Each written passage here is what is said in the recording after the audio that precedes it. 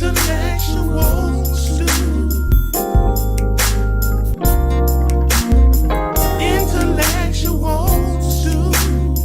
James Kirklin. Powerful and provocative, prophetic and practical, informative and inspirational. How you gonna do better if you don't know what better looks like? I do. Intellectuals. Come on, let's talk about it with me, the mind massager. With James Kirklin.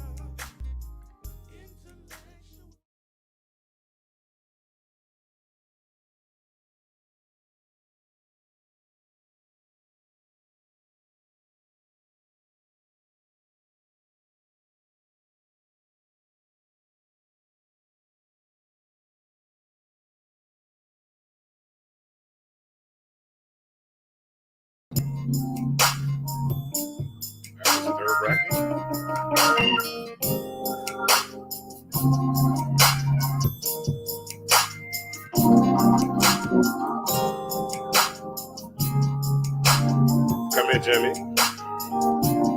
What's up, Jimmy? Evening. Come here, Ashley.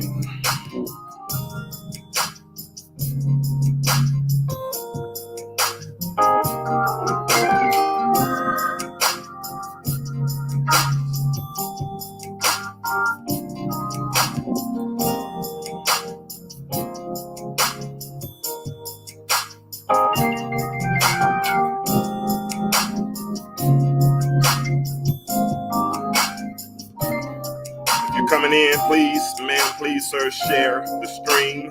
If everyone would just share it right now, please. Try to get us a good audience for this conversation tonight. I think I'm gonna let the music play one more time. One more time, just to get our minds right for the conversation tonight. All right, Justin. One more time, then we're gonna get started with the conversation. Because I want to share the streams right quick.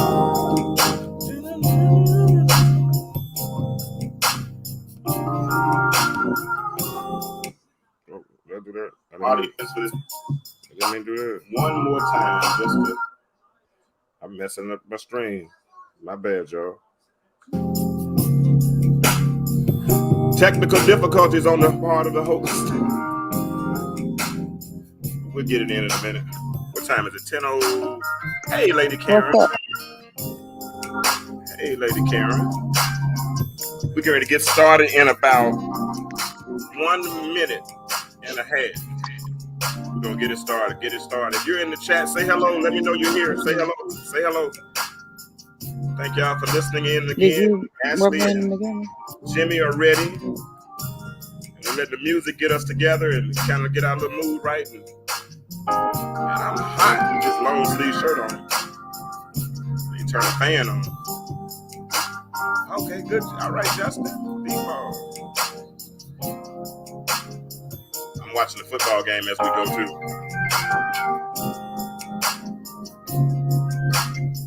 You doing? All right, I came in.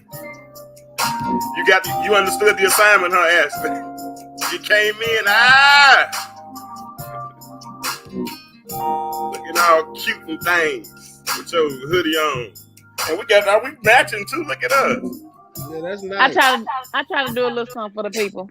Hey, you picked. I ain't gonna lie. You did pick out the. Well, I suggested the pattern. You chose the pattern. I like that. I like that, Ashley. Thank you. And when I saw you had it, I had to go ahead and throw it on this shirt too. I know you saw it yesterday. You like put them eyes on. I ain't want to bust you. I ain't bust you out. I appreciate that. I said, look at him. You know, I embarrass easily. I don't like to get embarrassed.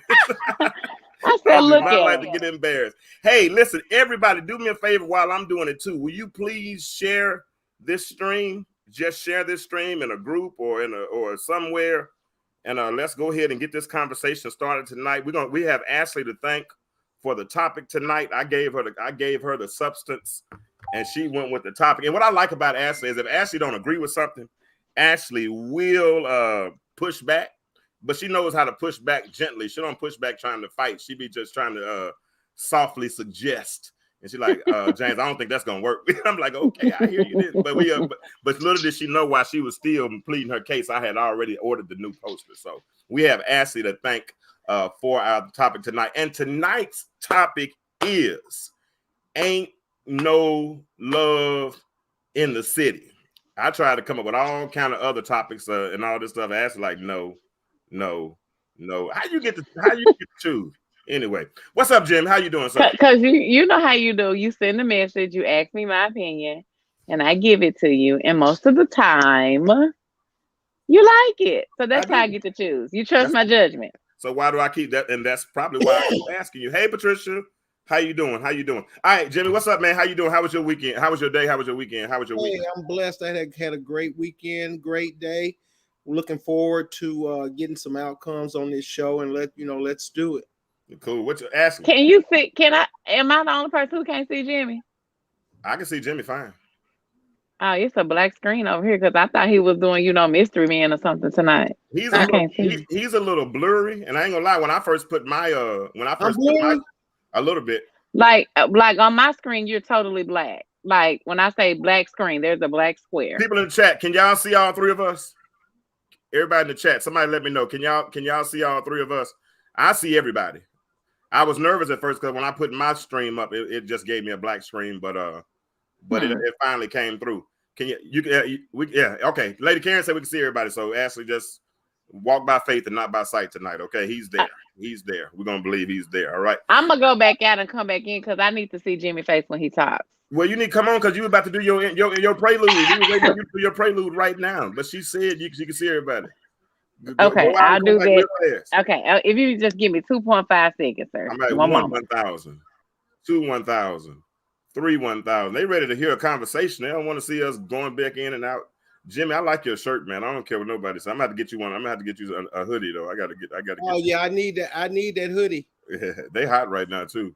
Yeah. And Lady Karen gave me a good plug a couple weeks ago on her show. She had me tell my story. But I can't. I'm waiting to see the final product of the story. It's cool. Right. Hey Shantae. We're in emotion now. All right, Ashley, can you see now? I can see him. All right, good. Okay. All right. So what's up? How was your day, Ashley? My day was wonderful for a Monday, I guess. Got home and got some dinner cooked, and I was so happy. I never get to cook on a Monday, but what you cook? Baked chicken, cabbage, and cornbread. I cooked today. What you cook? Because you cook at midnight. No, I cooked today on time so I had something to eat after the show tonight. That's why I did. I actually ate before the show because I cooked some chicken Alfredo and some broccoli and cheese and something else I forgot, but I cooked and I do have. That man said he forgot.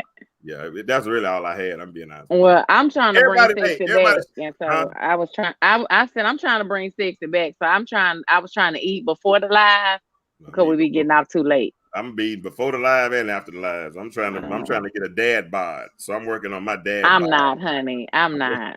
Hey, everybody, do me a favor again. Share the stream, please. Hey, Cynthia, what's up? She joined us tonight. Listen, share the stream. Everybody, share the stream. Everybody, like the post, and let's try to get this conversation started. We're about 10:08, so it's a good time to start. Now, where did this conversation come from? Y'all know how I am. I like to be inspired, and once I'm inspired, then I take the conversation because really, Ashley tried her best to get me to do parenting with or without a partner again this week because we did have a good show last week. And if you didn't hear it, you need to go back and listen and acquaint yourself with Dr. Kevin Flythe. He is an awesome, awesome dude, and he told a story that would really, really bless a lot of people. So I want y'all, if you get a chance, go back and check that out. But I kind of, I look at life as something that lends lessons. And as life lends its lessons, I think it's on us to consider its clues.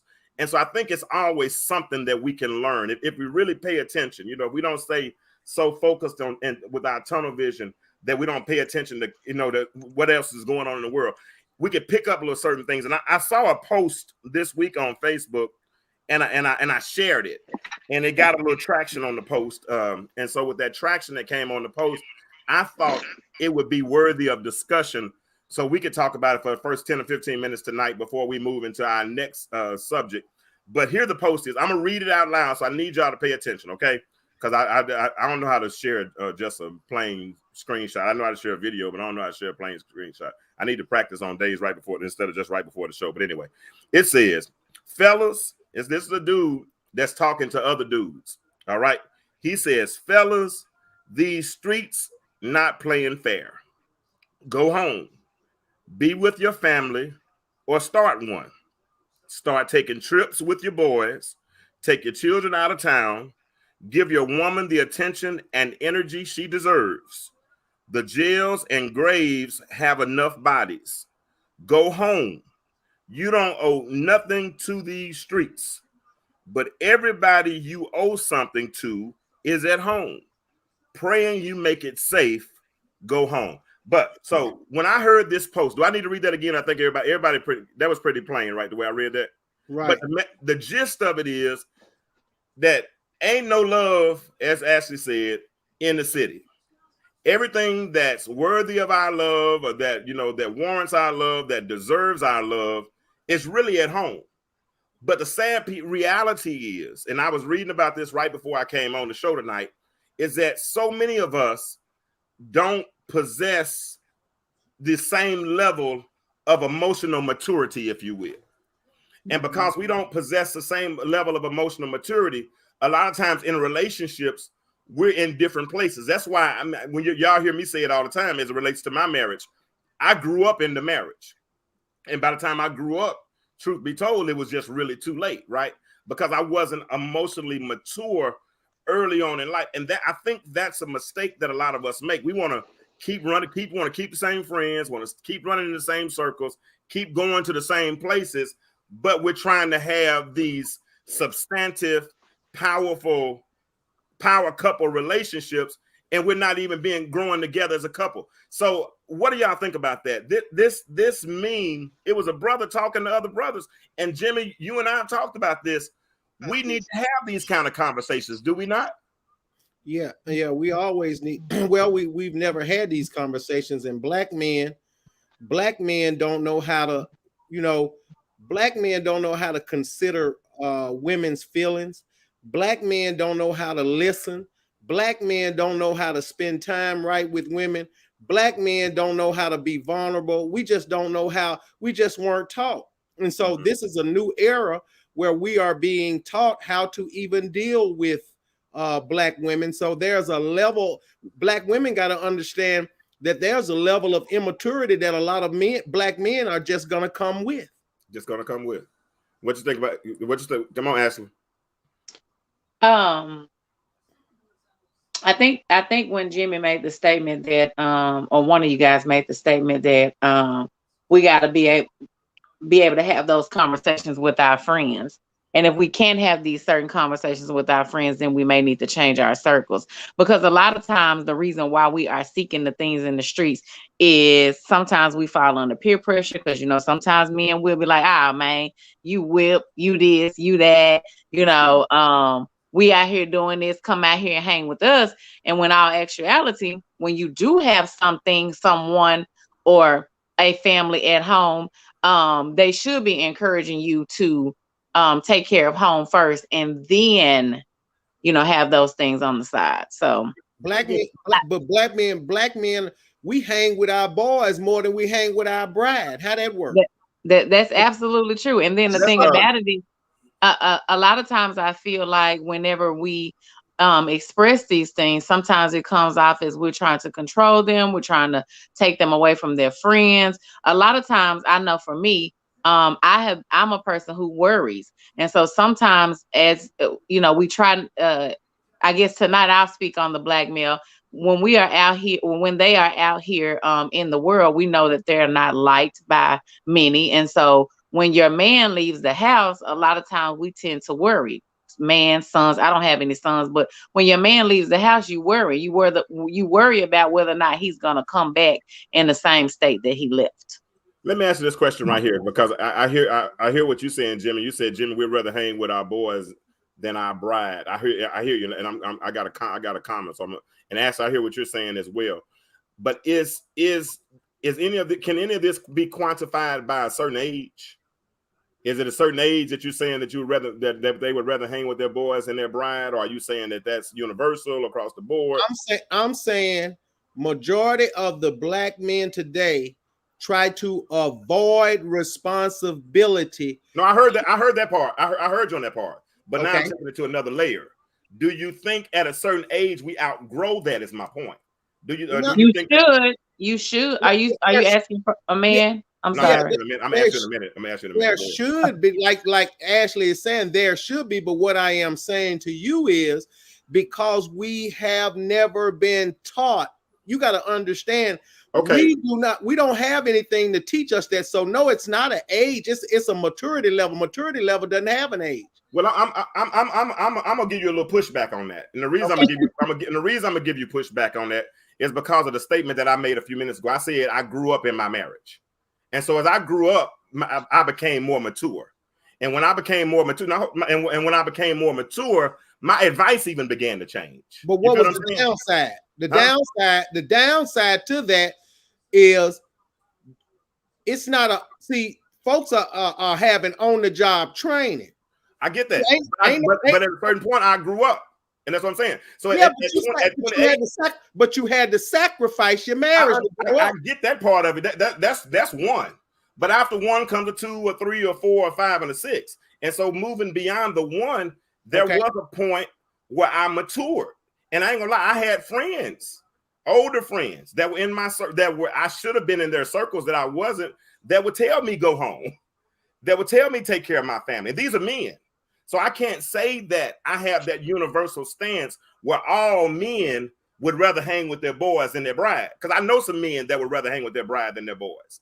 You understand what I'm saying? So when I say that, that's why I asked the question, had it been your experience? Now, in my experience, I would probably say that, and some of the reading that I read earlier today was they said that men become more emotionally mature around the age of 32. And it said that women become emotionally mature around the age of 25. So we age at different points. So that's why that's why I asked that question. You know, so I don't think anything is absolute, and I definitely don't think anything is universal.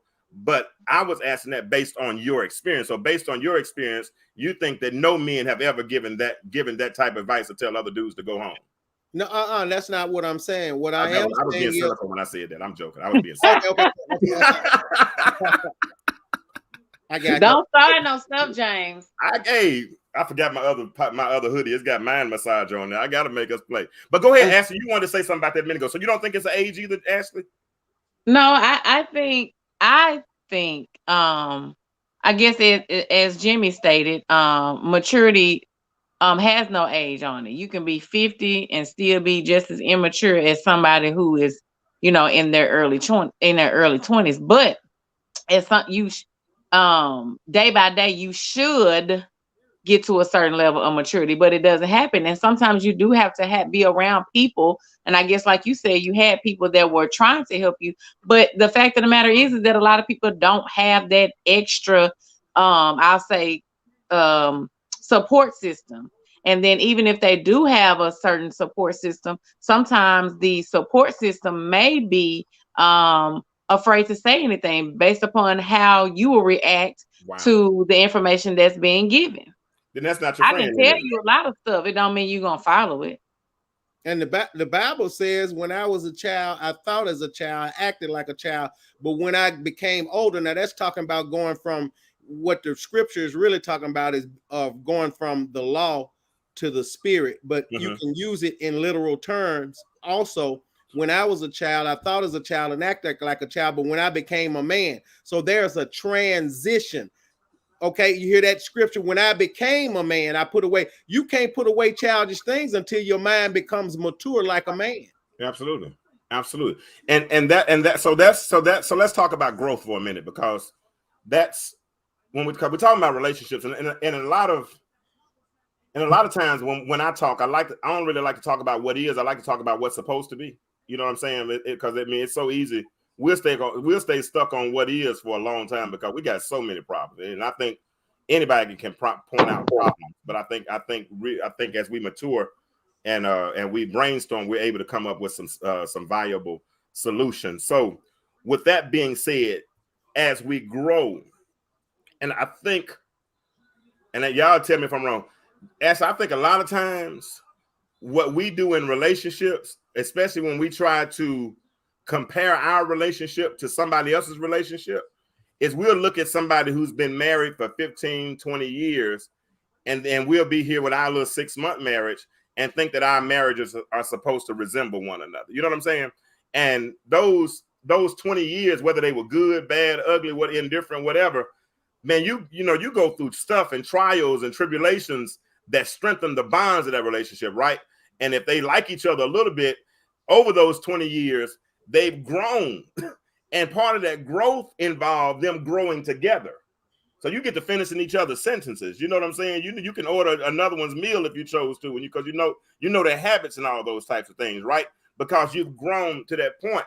But the problem comes when we grow apart, right? Because in those 20 years, 5 years, 10 years, we were growing in different directions. And as we grow it, and I think a lot of times what stimulates that growth in different directions, I can only speak in my personal experience, is because you didn't go home.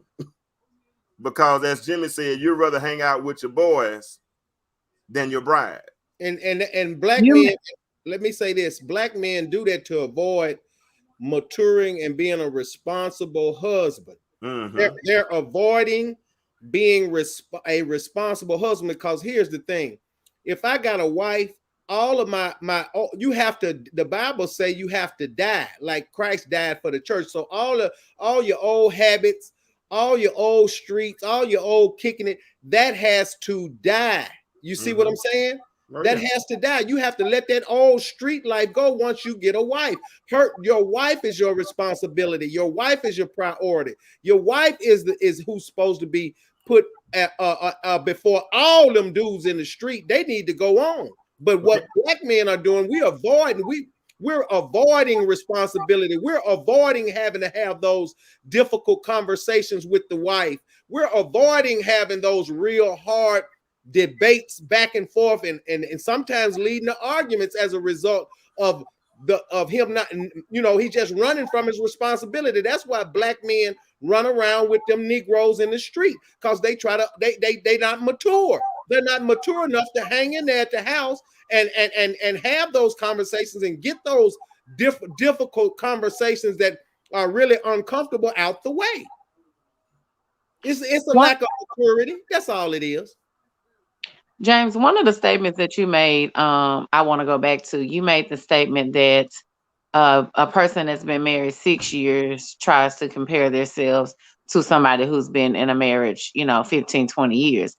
I blame, and I know I've said this before in one of our podcasts, I blame the generation that's been in marriages for 15, 20 years, because they don't have the conversations to let people know that are new in the marriage, know that it took us time, work, energy, effort to get to where we are at 15 and 20. It's not going to happen overnight in 6 months. So if people would stop, and I'm going to keep saying it till I'm blue in the face, if people would stop making it seem like we are running through a field of dandelions in these marriages and have those conversations, and then stop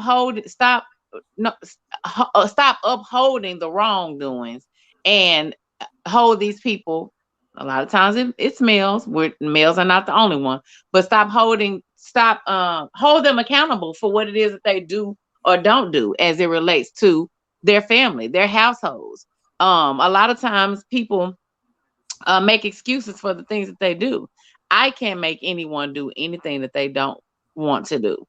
And so it's crazy to think that it's someone's fault for the reason why people do different things. I.e., if you don't want to be at home, you feel like you got to run out with your homeboys, you might have made life uncomfortable on this day. It didn't have to be me. Just say that's what you wanted to do. Don't say it was me and that's the reason why you chose to be out. Exactly. And so so listen, the way we're talking, and I'm saying y'all, I don't want to be a point the finger writers, but the way we're talking, we act like, are men the only one that are emotionally immature in relationships?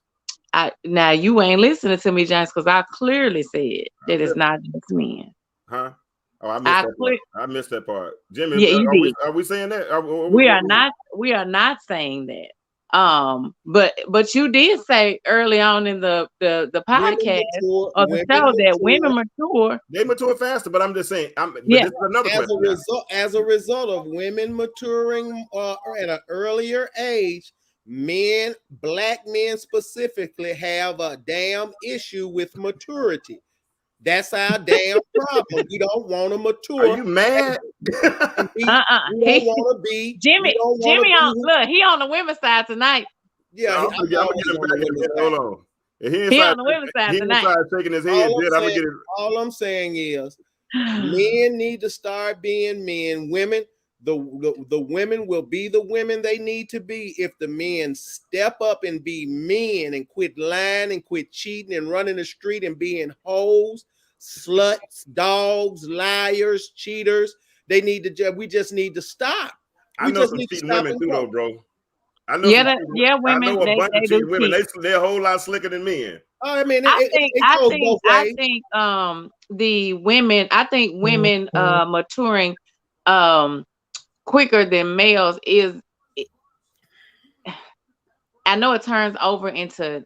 I think somebody said nagging earlier. I know it seems like we require a whole lot, but a lot of times, just like if we're maturing, our mindset, our level of thinking is far beyond what it is that I don't want to say little things because I'm not bashing the male in their mind, but the little, as my mom would say, the penny ante stuff that you guys are thinking about is not anything near what, we're at home trying to think about what's going to happen tomorrow. A lot of times y'all are thinking about what the right now thing is. And so then we get criticized for the longevity thoughts that we have versus you saying, well, let me, sit back and think. We get criticized for not having a longevity thought.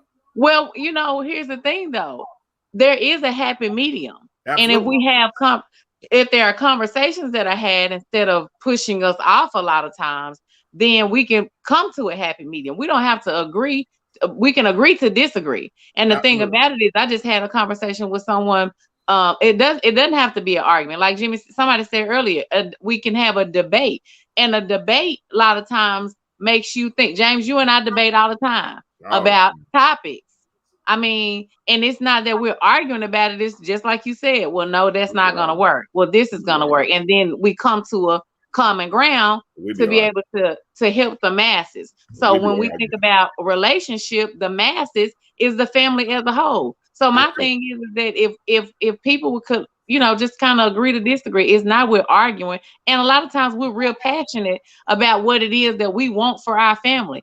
We care about you guys so much. And it's really frustrating when we're trying to get you to see why whatever you got going on in the streets is not the most important thing. Because at the end of the day, say it again.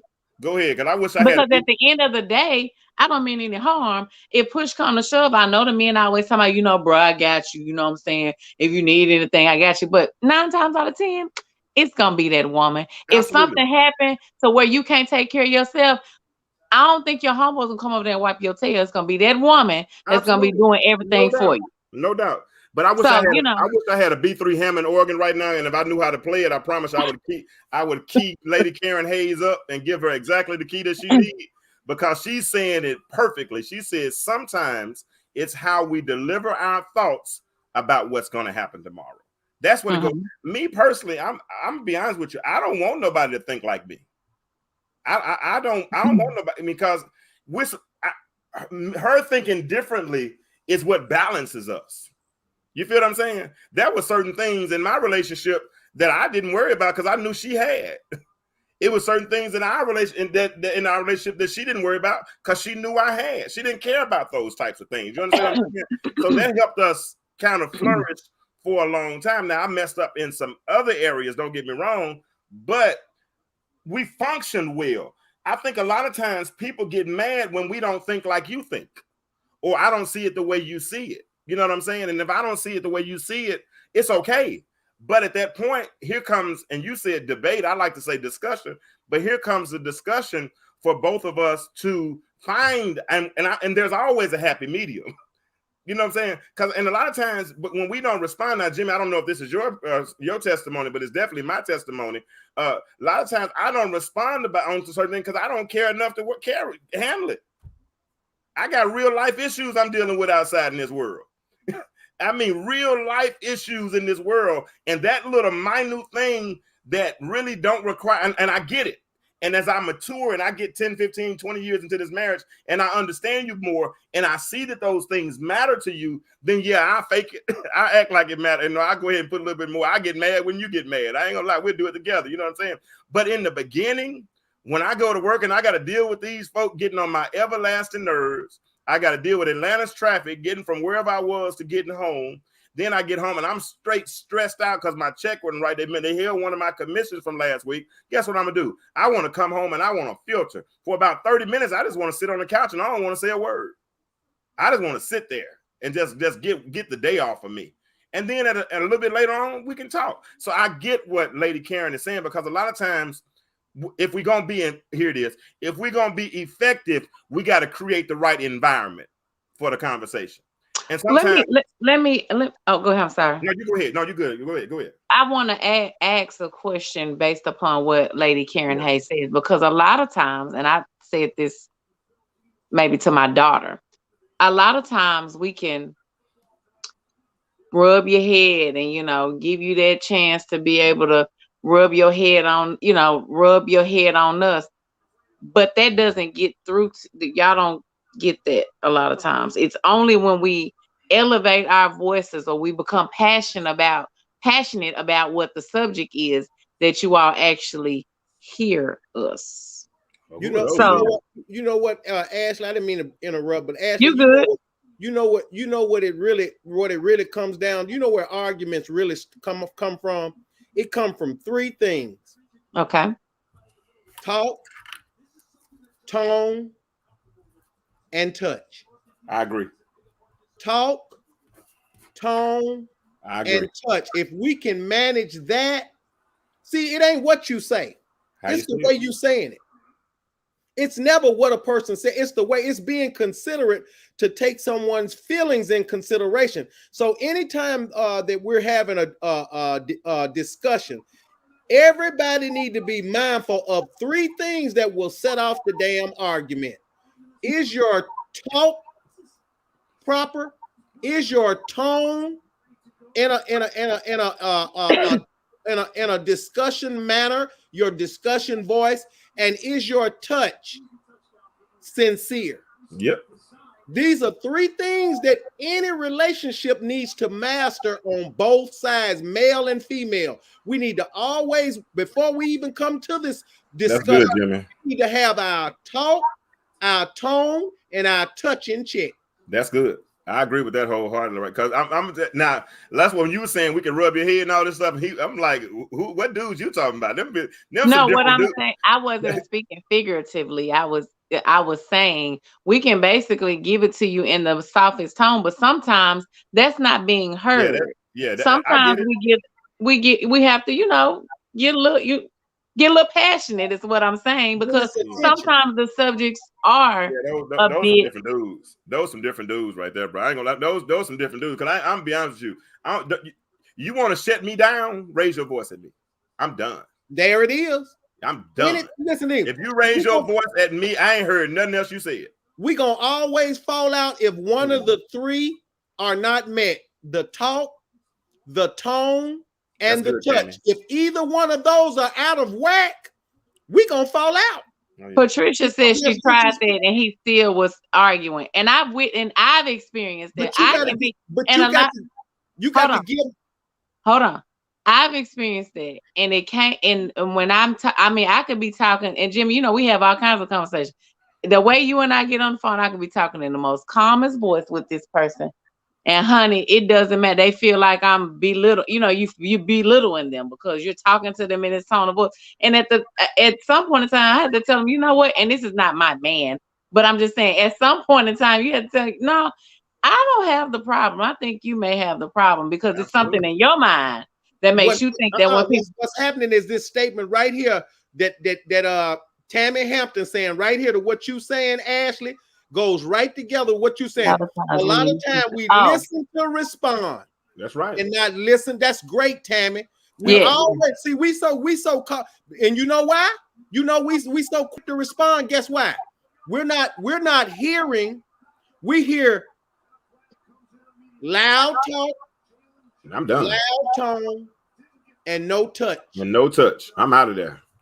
So I'm shutting down. I'm not listening. I can hear you, but I'm not listening to that. Yeah, and likewise, Lady Karen. Your talk is disrespectful. I'm sorry. And likewise, Lady Karen, she can argue with herself. I'm telling you, when the decibels change and you raise your voice at me, the conversation is over. That is right there. That is. I'm gonna give a secret we used to have. Was we had this thing called 3 a.m. conversations that was in the bedroom with the light pitch black in the room where we couldn't see each other, none of that kind of stuff. But we had some of our most effective conversations. But the tone was right. See, and the tone was right. And she wasn't never one to raise her voice, no way. But if you raise your voice at me, I'm out. You might well go. Charlie Brown, womp, the teacher, womp, womp, womp, womp. That's all I hear in your lips. And guess what's gonna happen? It's gonna make you madder because you're gonna act like I'm not listening. But you can't make me listen to me. I'm not your child. We both two adults.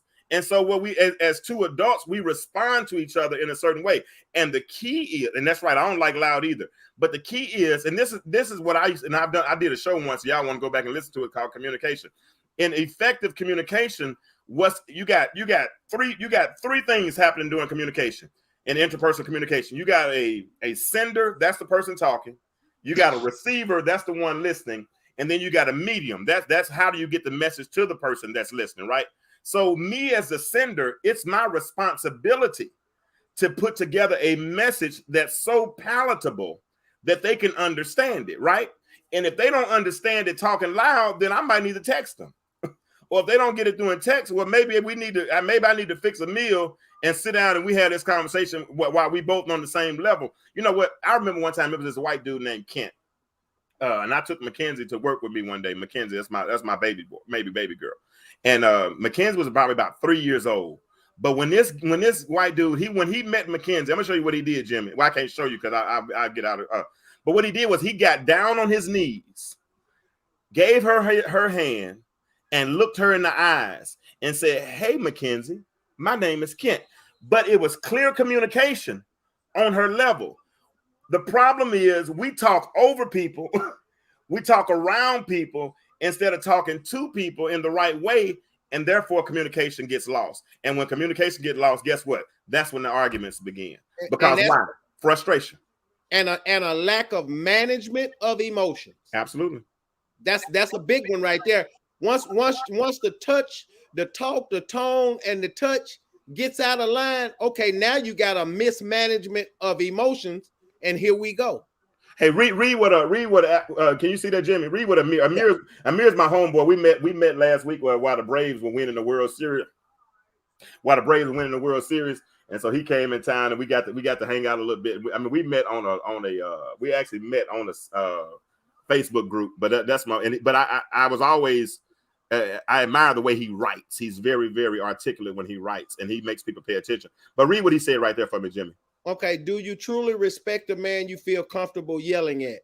Do you respect a man willing to go back and forth and engage you while your voice is raised? That's a good question. A woman does not listen. Let me explain something. If a woman does not respect a man don't feel love. Love is respect for a man.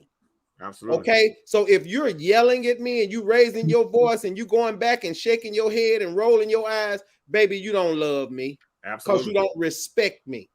Hey, I want to look at what Cynthia said, but everybody do me a favor. We got 12 people right now that are in the chat. If all of y'all will go and share this for me right quick, hit a like or a love or something right quick, and then we're gonna go right back into this. I have a question. Go ahead with your question. So you're saying that if I yell at you, I don't respect you? Absolutely. I'm saying if we've been together and we've had this conversation, and I have adamantly told you, don't yell at me because that's one of my buttons. It's your responsibility to listen and apply what I have said, because that tells a man you respect him. If you now in that aspect, I can agree with that because I'm not saying it ain't gonna happen. I'm not gonna say I'm just saying I couldn't agree with you saying if I yell at you that I don't look. Let me also say this as a man raising daughters though. I want my daughters to de-escalate. Right. Yelling escalates. Because if a nigga put his hand on my daughter, I'm gonna bust his head. Right. You understand what I'm trying to tell you? And that yelling has a way of making people respond. Because are you ready to handle what becomes behind the yelling? Because some men wasn't raised like us. Some men were raised to put their hands on women and all that kind of stuff. So if you raising your hand and he usually ain't gonna hit you if you're talking calm. But if you raise your voice and all of a sudden you yelling at him as you just said, you mean you got a problem me yelling? Yes, you're darn right. I did not say that like that. I asked that question. But your job, Ashley, and now I'm your big brother, you de-escalate. De-escalate now. Because if you keep on talking, you're going to escalate, pop! And I'm going to treat you like a man. Now you sound like a man. Now, and I'm going to treat you like a man. My daddy would walk out. He would go take a drive right quick. I'll go in the backyard. But a lot of men ain't going to sit there and take that. They're going to want to put some hands on you. And that's because you doing this. But understand, that's something that's innate, though. That's something that's been planted in you all. Because like I told you, when Willie Lynch, when they talked about breaking the slave, they started with the woman. And the woman would raise the boy and stop his mental growth. His mental growth stopped at the age of 16. So most of the time when you get in these relationships with these boys, they haven't really grown past the age of 16. They got manly parts. They take on manly roles, but they're not manly mature yet, right? They got daddy issues. They got to show them those things. And as you show them those things, and then while you're showing him, sometimes you start to, you start to emasculate him inadvertently. Because you start thinking it's okay to yell at him. Boy, go do this. Boy, go do that. No. That's why I think now that's why we start seeing a lot of people, older dudes married to younger women now. You know what I'm saying? Because they're at different maturity places in life. But boys mature slower. And so if you got somebody that you find yourself yelling at and all those kind of things, I'm with a mirror. You can't respect him. You might love him, but you don't love him. You don't love him if you don't respect him. Respect is love to a man. It is. I ain't gonna lie. Well, if we want to go biblical, the Bible don't tell us we need to love y'all. So I'm just saying. The Bible says that the man should be respected and the man should love his wife. Absolutely. But the wife should respect. That's where the breakdown is, shows you that women need love and men need respect. What about it? Bishop Simpson said, what about difference of culture? You're going to have to give us a little bit more. Give me a little bit more context on that, Bishop, and I'll be happy to answer your question. No. Nobody need to be yelling at nobody, Shantae. We're not saying that at all. Nobody. Shantae said, wait a minute now. Y'all don't want us yelling at that. But if he yells at you, but if he does yell at you and you yell back, that's escalation, in my opinion. Now let me ask a question now, because we just want to be, transparent and clear across the board, because we know in every situation we've all had, this is why I went back to the statement. Are you trying to say that because I yell at somebody that means I don't? Because I can't even say that I don't respect the person, because one day I decide that I'm sick of you leaving your stuff in the middle of the floor and I'm frustrated. Yeah. But what I'm saying is that I get that there's a way in which we should, but in all actuality, it's not going to always happen that way. No. And so continuously. Okay. Yeah, we're talking about a pattern. Continually telling you, this is what I don't like. I need you to change that. Okay. Yeah, people are human. People are human. Well, I like to ask questions because we on here giving our opinion. This is not sound doctrine, but we don't want people to walk away thinking that tomorrow, if I don't got no man, but if tomorrow, if I yell at my man that I don't respect him and I don't love him, we don't want the people to think that. Right. Absolutely. No. And everybody has bad days. But when Absolutely. but when you start having patterns, you know what I'm saying? You know, that's I mean, like I said, I think I really can. I don't think I can count 3 arguments in 20 years. Not, you know, raising your voice type of stuff. You know what I'm saying? But her mama wasn't one to raise her voice like that. You know what I'm saying? So that and Lady Karen brought up something talking about Titus 2, talking about how the young women ought to be sober, love their husbands, and love their children. And she talked about how the older women should teach them to do those things. But a lot of times, older women, I see a lot of them twerking with their daughters and doing these daughter dances. See, Lady Karen is an example of the people that I talk about. If you see us young, I think Lady Karen is a couple years older than I am. If you see that, huh? Okay, Lady Karen is not older than you. We might be the same age. I'm joking. Go ahead. Look, she might be 35 too. But you know, if you see that women, you know, younger women need a little tutelage, then talk about it. You know, a lot of times, and we as younger women need to be able to accept some of the things. Now, we can't listen to everything that the people be saying, but accept some of the things that we are being told by people who have been in situations, especially when they are offering some type of wisdom. Amir, that's good. Amir said something else. He said, we do not want our women to be doormats. Right. We want and need you to have an opinion, and the opinion of our women is paramount. But your word needs to be delivered in such a way that you still allow that man to lead. When you raise your voice, you are speaking to trump all other discussion. That's never going to be received well from a patriarch. Never going to be received. And especially, watch this, especially when the black man has been emasculated so long that we're not emotionally available to black women. Absolutely. As a result of all the emasculation from a little boy that we have taken from black women. Absolutely. So when it's time for us to express ourselves, if we're not comfortable with you, if we don't trust you because you will use it against us once we tell you our weak points, we're not going to talk to you at all. We're not.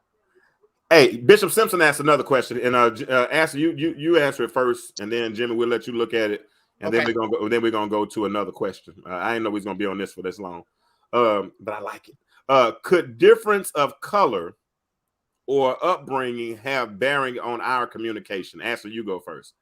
I'm gonna speak from the book of Jimmy. Jimmy has stated a whole bunch of times: black, black, black, black, black. Yes. The difference in color, culture, all of that definitely. Let me go back and read the question to make sure I answer. Definitely can dictate our level of communication. Period. Absolutely, Jimmy. Go ahead. It happens in everyday life. It happens in the workplace. It happens in church. It happens everywhere. Not only a difference in color, but a difference in upbringing, most of all. This is true. It's the difference in upbringing, because even within the black culture, we still don't understand each other. See, I can agree with that.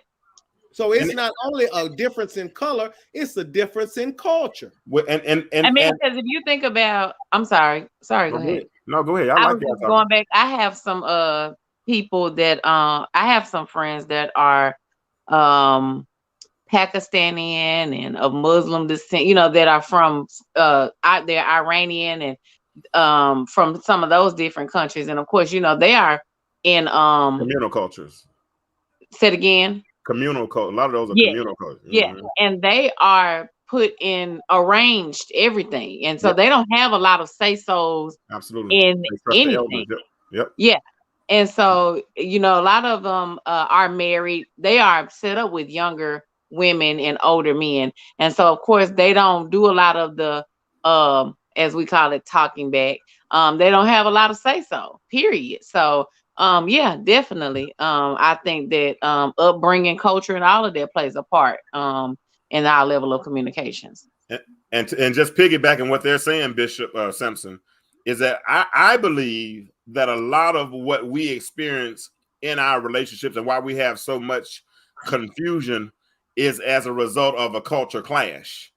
Because what you've done is you've taken those communal cultures from Eastern culture, like Africa, where we come, our DNA come from Eastern cultures, and then you bring them into this egalitarian culture where they promote so much individualism, but where the symptoms of success say that if you got a wife, 2.5 kids, a dog, 4-bedroom house, a 3-bedroom house, and 2, whatever, those are and a dog and a picket fence. Yeah, and a picket fence. Those are symptoms of success. So we find ourselves coming out of that culture, because a lot of us, Jimmy, like for me and you, I know, and Ashley, you too, because I hear you talking about going to the country every now and then. All of us, we have a different culture from the country to coming to Little Rock or from the country to coming to Atlanta. Because I remember in my country, shoot, my grandmama had a tin roof on the house. Y'all don't know nothing about no tin roof, do y'all? They got them down there where I'm from. I mean, don't nothing sound prettier than when the rain fall on them tin roofs. I don't care what nobody say, but you get talking about some good sleep. Because grandmama tell everybody sit down somewhere and let the Lord do his work. You so right. Let the Lord do his work. But that definitely makes a difference in how we communicate. Simpson definitely makes a huge difference. Hey, so let's move to this next topic now.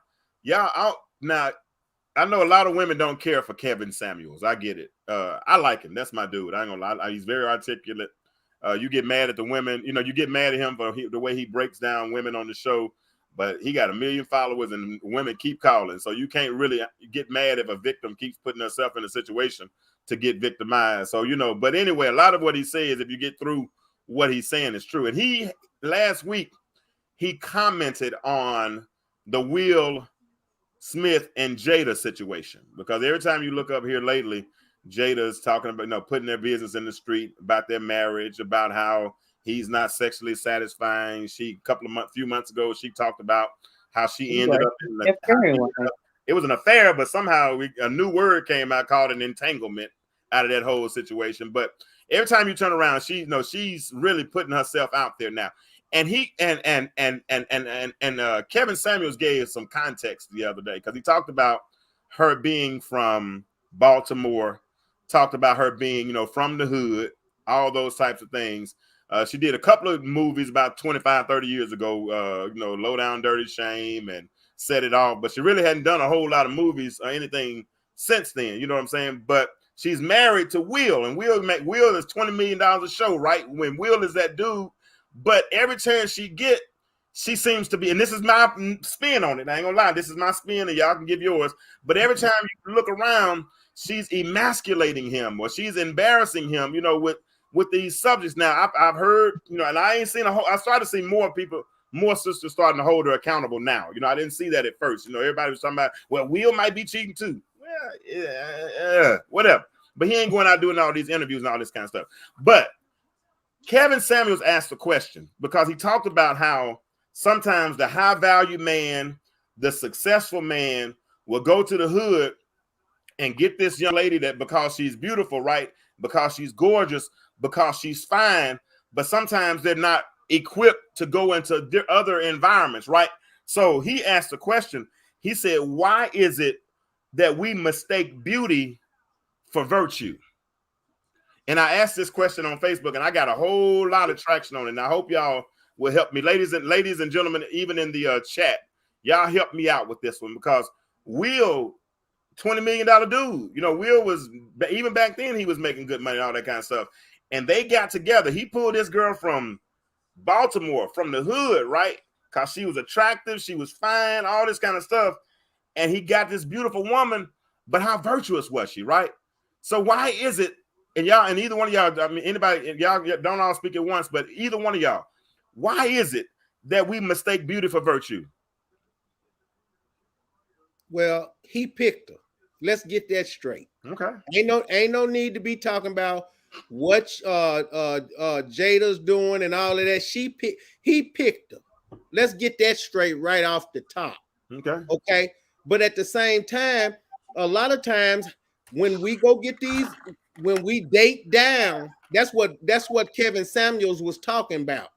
When you date down, and that's what Will Smith did. She dating Negroes like Tupac. He should have left her ass where she was, but he picked her. So that's what he got. See, and he knew, I don't know what he doing marrying her. Will don't come from no hood like that. He know he come from a real soft ass background, but he picked a hood girl. And so that's what he got. He picked her. Just like I tell all these women get to complaining about these men. You picked him. Why you complaining about what you chose? Yeah. Yeah. I wonder if people sometimes know the true definition behind virtuous. And I think, everybody wants to be this virtuous woman, but a lot of times, because if you look like a lady, people think, okay. A lot of times, people don't have, just like they don't have the morals and values to be a virtuous person. But just like Lady Karen said, sometimes you dress it up. You can dress up a pig and it's still going to look like a pig. So I think a lot of times people give the incorrect definition of what a virtuous woman is. And a lot of times that's why we be walking around with these false hopes, that we are what one would deem a virtuous woman. This is why I guess we go back to the statement, what is it? Beauty's only skin deep, because I think that was a topic that we talked about, James. Mm-hmm. Because you can be so beautiful on the outside and have such a horrible inside. And so all of this, a lot of times people can't get to or see this because of what's really deep down on the inside. Well, listen to this. Women go by what they hear, and men go by what they see. This is why men lie and women wear makeup. I'm gonna say that again. Women go by what some man tell them. Women go by what a man say. Men go by what we see. This is why women wear makeup and men lie.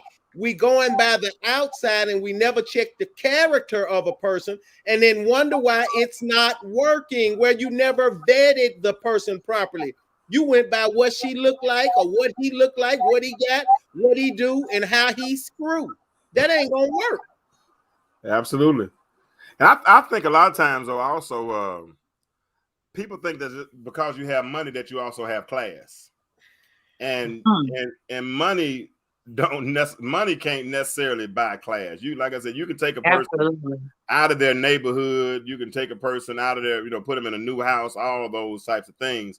But if they ain't got but if they don't have any class, it is what it is, and it's gonna reveal itself. Well, they make there is a social class, so maybe that's what they feel like. We put you in this level, and that means because you don't even fit in that social. Yeah, but you really don't even fit in that. Your money got you. Your money definitely got you in, but you don't necessarily so-called fit in that social class, and it sticks out. Okay. Yeah, it sticks out. It sticks out. Thank you, Lady Karen. I finally got it right, James. I've been waiting on one of those all night long. Thank you, Karen. She done gave several people that gave you right, James. Come on here and all of it. Don't pay me no attention. I'm just joking. What you say, Amir? Amir said, "Beauty is a sign of self-care. Self-care is an assumed sign of the ability to nurture other things. Doesn't always demonstrate a willingness to nurture all things." I'm about to make you a panelist on the show. You keep talking like that. But he out in California, so he might make us mess around and get some more people out there on that side of the world. But yeah, that's tough though, man, because you got a lot. What you say? Carlos said, "Are we what we really portray ourselves to be?" Oh yeah, that's what. Hold on, I missed Cynthia's. Well, she was talking about the false representative. Yeah, that's what Cynthia right. said. And yeah, exactly. Because a lot of times we don't pick everybody. When you meet somebody, I don't care what nobody say. They on their best behavior. They acting as a false representative. Okay, so we can. This is the problem. This is the part where won't nobody take the time and be patient. This is where women get it wrong because they won't be patient. This is where men get it wrong because we going by what she looked like. Since she's so fine, I'm gonna waste all my time because she's so fine. I'm gonna spend all my dimes because she fine. And that's a fool. And this is why black men get dogged all the time. We keep picking these women based on what she look like instead of what she think like, and then end up spending all our money talking about she gonna be with me and she gonna do this. That woman ain't doing nothing but using you, and you can't even see the red flag because you trying to buy love instead of earn it. Hey, Cynthia, you said you disagree. What do you? Oh, I see. Never mind. I see the question being asked. What do you disagree with, Cynthia? Hey, y'all, let me do this too. Let me put this in the y'all see that right there, that link. That's for anybody want to come on the show. If you want to come in, I'm me all the time. I'm not fronting and lying and she's saying because Jimmy said everybody's comes with the representative. I thought that was a pretty strong statement. I think most people, let me correct that. Everybody has, because everybody has done it. Ain't nobody need to get the line. Everybody got the potential to be a false representative. He's shaking that head, Ashley. But everybody, hey, that question right, that answer right there he gave, he passionate about that one. Okay, boy, we can say now that we real now, but it was a time. I promise you, everybody has the potential to be a false representative. Everybody does, but like I told you, y'all know y'all have heard me say this in the past. Y'all forgive me. Everybody knows I'm a minister, but I tell people my stress level went down the more my middle finger started growing up. And so as it started going up more in life, I don't care too much. I ain't got nothing to hide. I'm naked. I'm who I am. So as far as sending a false representative, you ain't gonna get no false representative of me. So maybe we're not saying. Let's take the false representative out of it. Yeah, because when we go on these dates and we meet people, we don't just give all of us. Thank you. Let's not do wordplay. Right. We don't give all of us on these. There you go, Ashley. Okay, but that's okay. You don't have to give all your information. When you get there, halftime somebody Googled you anytime before you went on a date with them anyway. So when you go out, are you supposed to say, I did this? And no, but what I'm saying, what I'm trying to get you to understand, right? This is true. But what I'm trying to help evangelist Jimmy Hinton out when he said all people at some point in time. I ain't never showed up to nothing and gave everything about me. But that don't mean that you just. And it's almost like when you go to a job interview, you put your best foot forward. Now, you may get a little crazed on the job afterwards, but you're going to sell your good self in your interview process. Everybody going to do that. Okay, so from now on, when you show up at a relationship, when you show up on a date, then don't show up with your hair done. Show up with rollers in your head. Show up being cantankerous because you want to show your real self right off the front. Then that's what we need to do.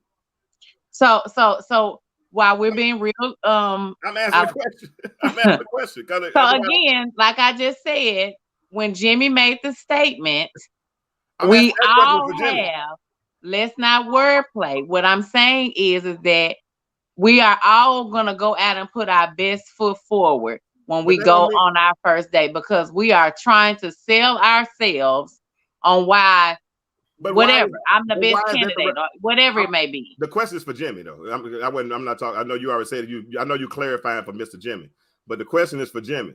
So Jimmy, I didn't hear you say his name. Sorry. but Jimmy, so if I come to the date and I show my best part of myself, it's still me. I'm sending my representative. So a lot of time it can be inflated you. It can be blowed up you. It can be arrogant you. It could be cantankerous you. Okay. It ain't always got to be. Karen said we have on a girdle. You sure right, Miss Karen. That's a false representative. She said we have on a girdle. At least we have on a girdle. By the time you get to us, hopefully everything don't fall out and you run away. That lace front without them edges on your come on now is a false eyelashes, everything. All that. I don't know. Y'all, like we done borrowed. Look, some people done borrowed they homeboy car because he got a Mercedes and his jewelry, jeans, and Jordans. Everything. Come on now. Who does it? Y'all need new friends. I promise you. I don't hang around nobody doing stuff like that. Look, we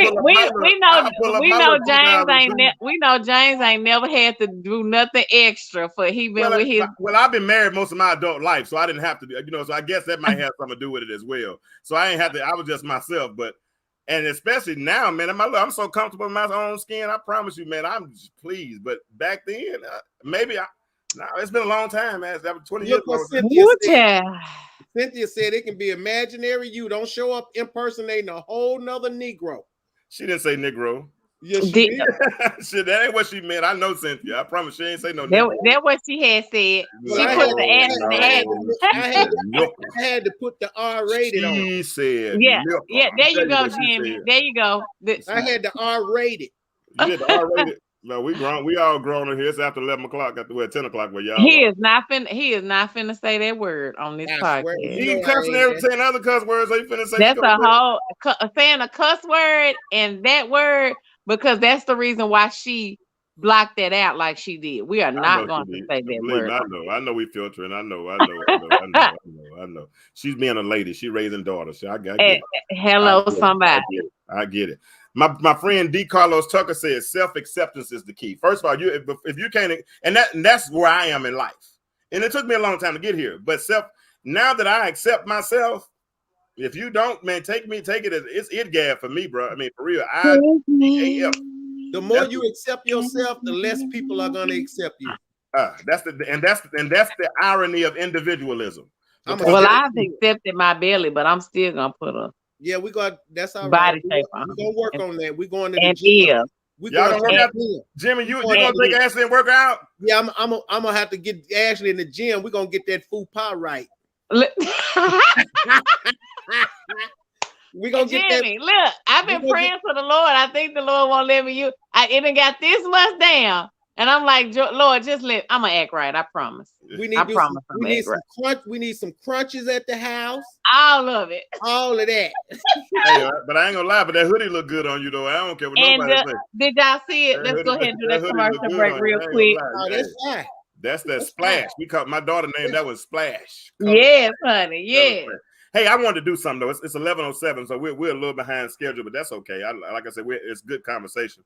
But I sent Ashley and my friend Jimmy. I sent them an article earlier today, and we were talking about this whole emotional maturity thing and lack thereof, and what I wanted to talk about for the next 53 minutes or 51 minutes, somewhere around that range, is I want to talk about 7 steps. Hold on, I'm trying to find something right quick. Where is it? 7 signs. Here it is. 7 signs your immature partner is ready to grow up. And listen here, ladies and gentlemen. Jimmy, Ashley, and I are all on the side. We've made this pact or this agreement that our goal is to help produce healthy relationships, because we believe that healthy relationships, and Jimmy likes to use the word outcomes, but I'm saying relationships. All right, tonight we're gonna just say related, right? Because but the outcomes help us get the relationships. Mm-hmm. But our goal is to produce and to promote healthy relationships. I mean, I think all of us, if the conditions were right, I think all of us would be married or desire. I know, I desire at some point to get married again, right? But here it is: 7 signs that your immature partner is ready to grow up. All right, so we're gonna do these 7 signs. Hopefully, we can get them all done, and we want y'all to participate in the comment. Lady Karen, you know that link is in there, and if you want to come on, you've been promising me you're gonna come on and talk with us one of these days. So, Lady K, I've been begging Lady K. I guess I have to get on my knees and beg. Let me see if she'll do it for me. Yeah, she might. I'm gonna work on her. All right, cool. All right, this is the first sign that the first sign that your immature partner is starting to grow up. First thing is when they start opening up to you and allowing themselves to become vulnerable. That's first of all. They're open when they start to open. Jimmy talks about this all the time about not having the hard conversations and all these kind of things. But and we've also said that if they don't want to do these things with you, obviously they're not into you like that, or they're not at the same place you are in the relationship. And so at that point, sisters, at that point, brother, whoever's in that relationship and it's not fruitful for you, that's when you got to make the hard decision.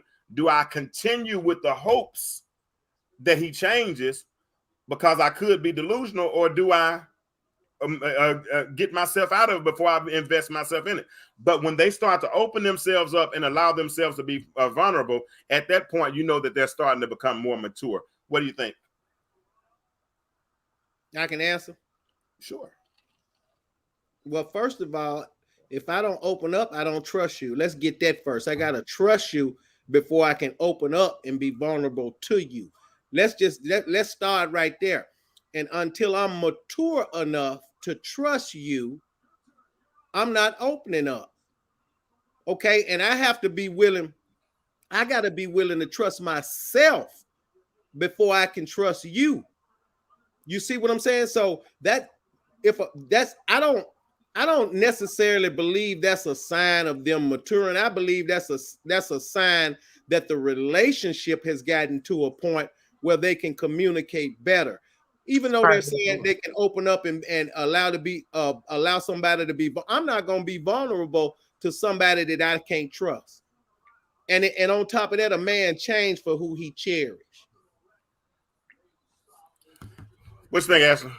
I don't have an opinion.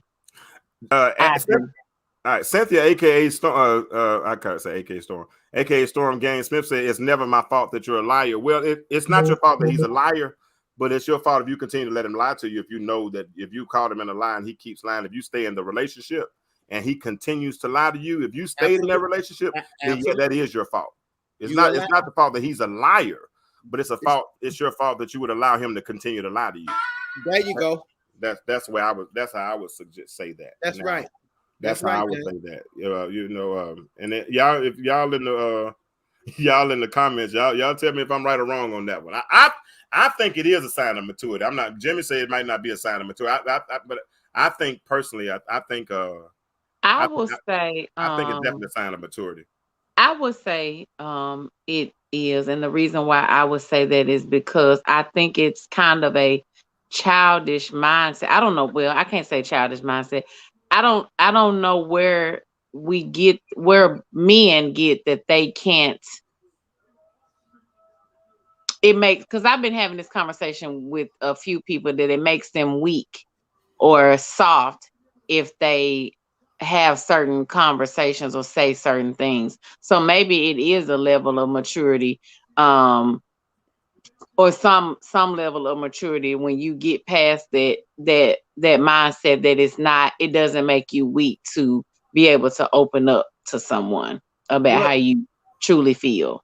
And I will agree 100% with Jimmy on that part. It's we open up to who we want to open up to. Mm-hmm. And just because we didn't want to open up with you, we had our thing, and we had our thing going on. It was cool, but it wasn't. It doesn't matter who you open up with. It's still to the point that some people feel like it makes them soft or weak because they open up. Like it doesn't matter. It could be the dog down the street, and they feel like, well, here I am now. You probably think I'm soft because I told you, how I felt. No, I mean, and I don't. That came from somewhere, Ashley. And I was just about to say, ladies, women, I don't know if I do know, because I listened to a lady in my office today say that she had said something to her husband, and he was like, I am a man. But I know sometimes we say certain things, and we do say them in a manner of which we don't kind of think before we say them. But to me, it's not. Some women think that it's weak for a man to cry. If you want to cry, cry. Heck, and they feel like if he is gonna cry, then he needs to cry for 2 seconds and then move on. But I feel like, who are we to try to tell a person how long they need to lay and wallow in whatever it is that they're dealing with at the time? So I get where they're coming from and where they get it from, but at the same time, I'm trying to figure out, why would you think wholeheartedly that it's a problem with you doing that. You don't have to listen to because I can tell you why. Because society has taught us, our parents, our mothers, our fathers have told men when they were little, men don't cry. Little boys don't cry. Suck it up. That's where that come from. And the Bible says that Jesus wept. It's okay for a man to cry. But society has established that men shouldn't cry. We should keep our feelings in our pocket. We should not show emotion. That's where that's coming from, Ashley. I got you. I'm trying to read what Deidre Martin. She said Jada was established before she met Will. Not like Will was. Not like that no, way. She wasn't. His first wife was the one who had nothing. There was a rumor, but what was the last movie Jada did? That Jada Pinkett did? She ain't done but two. What was it, Baps? She ain't done but two. She wasn't on Baps. That was Halle Berry. Yeah, there was a rumor at the time that Will and his first wife divorced because he was having an affair with Benny Medina. It was denied by him and her and him. The rumor of being gay follows him today. But what they got to do with Jada out putting her husband on blast every time they on the red carpet? Right. What does that? Oh, what yeah, does, what does any of that have to do with Jada being a wife emasculating her husband? I don't care if he whatever gay. I don't care bi. I don't care what it is. She picked him and he picked her. What does that have to do with her emasculating him to the world?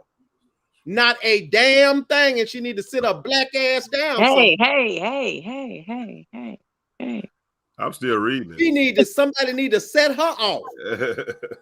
That's what somebody need to do. No, Patricia said she was on Girls Trip. I think she did. Okay, so Amir said, listen. Jada is a B-list actor. Hey, you gonna stop hollering at Deidre? I'm gonna tell you that right now. That's my home girl. Jada is a B. Listen she a B-list actor, but you gonna stop hollering at Deidre? I'm not hollering at her. Jada is a B. Jada is a B. Hey, he's in Atlanta. He in Atlanta, but he's in Little Rock, so you can go find him if you. Hey, wait a minute now. You better stop hollering at my look. No, she ain't my cousin. I wasn't trying to holler at her. I'm just saying Jada is a B-list. I'm just giving y'all context. That's all she said. I'm just trying to get context. Oh, you want a mic? I got one for you. Hold on. I got one. I don't have a mic. Oh, listen, y'all. Hold on. I ain't got no problem giving you no mic. What's my name? Listen, why you getting her a mic? Amir says, Ask G, could you literally feel safe and protected by a man who has previously boo-hooed on your shoulder? Absolutely. Him crying on my shoulder has nothing to do with the level of protection that he has for me. Good.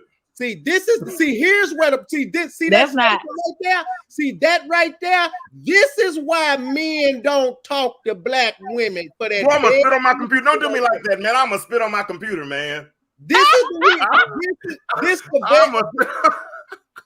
the very reason black men don't open up to black women. That very reason, like that, right there. So wait. So is that a male? Huh? Or female? Yeah, he's a male. Yeah, he's a male. Okay. Yeah, Amir. From a female perspective, a man crying on my shoulder has nothing to do with what he's gonna get up and do after he releases whatever it is he needed to release. Yeah, I can feel protected by him. I sure can. You went out. Jesus wept. He was all man. Yeah. Jesus wept. Hey, Deidre, I know this is your first time listening to Jimmy. Jimmy's a little passionate, so please don't take nothing he says personal. She said this a forum, so she felt a little attacked right there, Jimmy. So tone it down just a little bit. She just don't need to take it personal. I said what I said. But you did say it a little harsh. You said I wasn't directing it toward her. I'm just saying Jada is a B-list actor. She come from the ghetto. Will married down. He shouldn't have married a black ass. Yep. I feel you. We just talking. Say it, Jimmy. Say we just talking. Say it. That's exactly what he's saying. We just talking. That's all. We just talking. That's what I want to hear. All right. Second one. Hold on. What did Cynthia say? Absolutely. I would love and embrace the fact that he felt His heart would say. So you want a man? Y'all want men to cry on y'all shoulders? Okay, cool. I get it. We want Deidre, men to be able to be Deidre, I sent you a vulnerable. mic. If you look in your inbox, I sent you a link, and you click on that link, and it would allow you to come on. I sent you, or even better, if you want, you click this link right here, and you got a microphone in your hand right now, and you sing all across the world and all over Europe and everywhere else.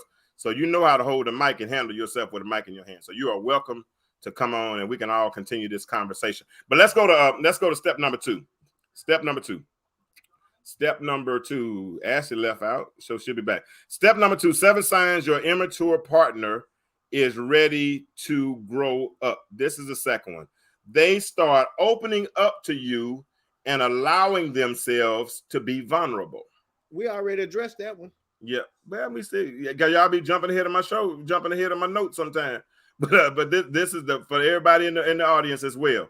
They when people start opening up to, and this is, let me clarify something too.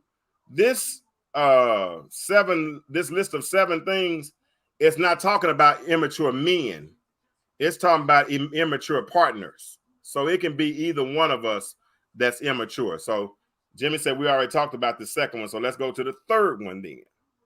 Third one is there. Oh, did I do that right? Hold on. I think I messed up. Let me go to number 4 and I'll come back to number 3. The fourth one is they're choosing to spend more time with you. Come on, where's Ashley go? If they start spending more time with you, then those are signs that they're becoming more mature. Do you agree with that, Jimmy? Not really. You don't agree with it. What's wrong with that one? I mean, I don't think it's nothing wrong. I just think there's a difference in making a decision and being mature. Don't mature people make decisions? Yeah, but a mature person can make an immature decision.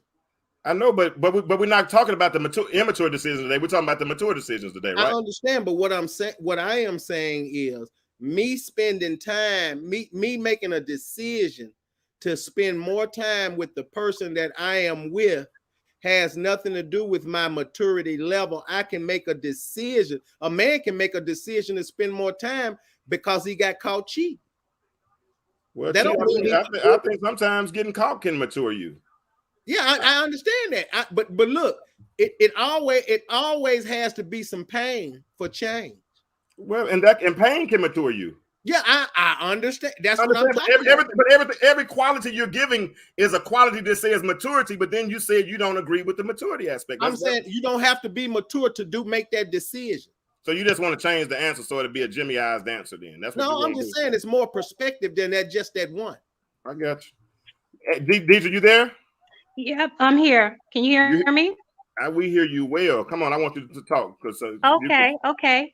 So I just want to address what you're saying, Jimmy. You first of all, you saying my black ass is something. I just, first of all, I want to have a healthy debate about this, about the question concerning Will Smith and Jada.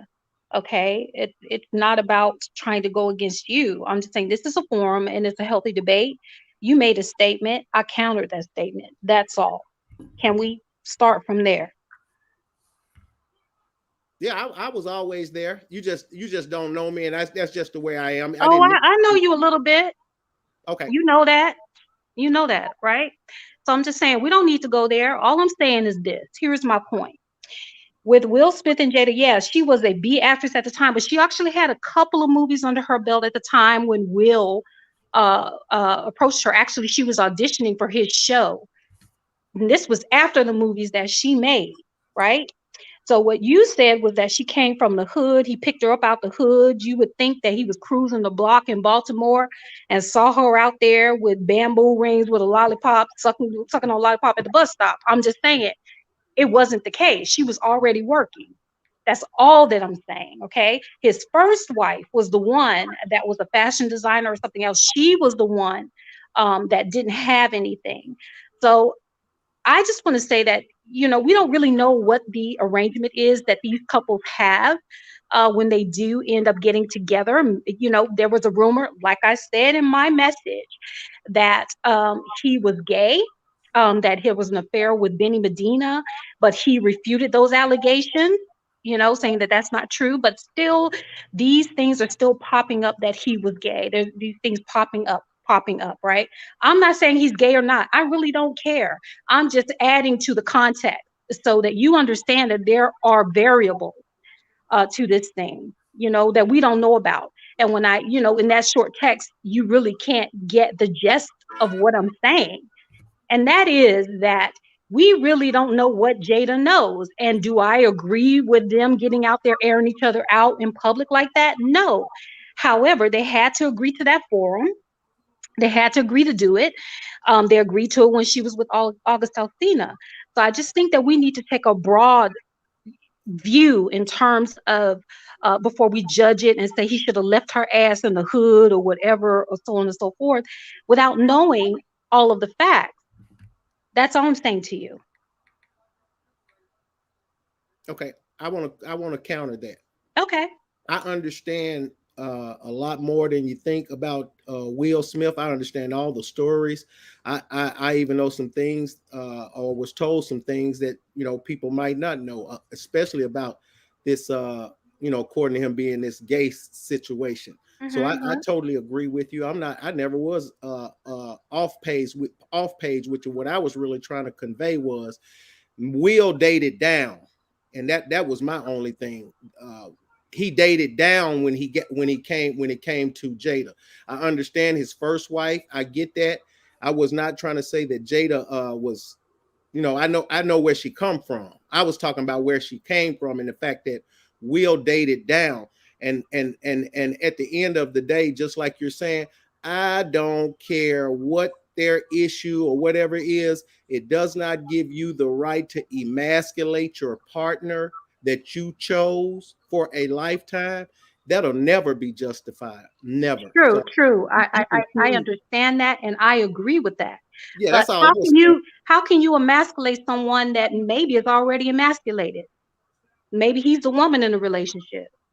I can understand that, but in the public, that ain't how she's supposed to do that. It's not, but they set that up in terms of that's how they speak. Anything that happens in their life, they put it out there. Do you not think that? And it's an honest question. Do you not think that he had to agree to Jada putting that business out there? No. Do you not agree? No. I don't agree to that either. No. Okay. No, I don't. It's a lot Jada doing that Will ain't co-signing. Now, I'm gonna say this. Okay. I wouldn't be surprised if Jada is using a strap on. That's where all this is. I believe that's my point. We don't know what the agreement is. But I'm saying Jada could be the dominant masculine, and he could be the effeminate female.